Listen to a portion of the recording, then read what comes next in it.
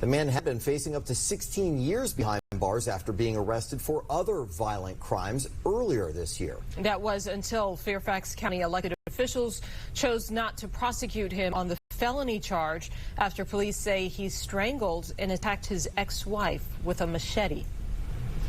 Tonight, ICE announced they arrested Wilmer Osmany Ramos Giron in Chantilly after Fairfax County Commonwealth's attorney Steve Descano and Sheriff Stacy Kincaid released him back into the community in March. 7 News was the first to report that Ramos Giron faced 15 to 16 years behind bars for allegedly putting a knife against his ex-wife's neck and strangling her in late January. The victim has 2 young children. According to court records, Ramos Giron was released after serving just 2 months thanks to a plea deal with the Commonwealth's attorney.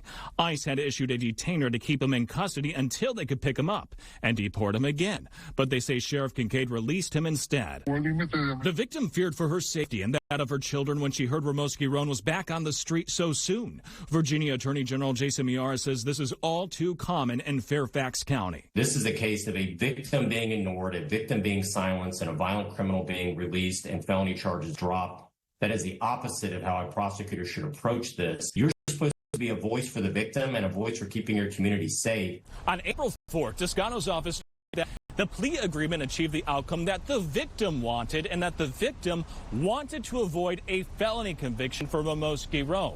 And 2 separate interviews, the victim told me that wasn't true.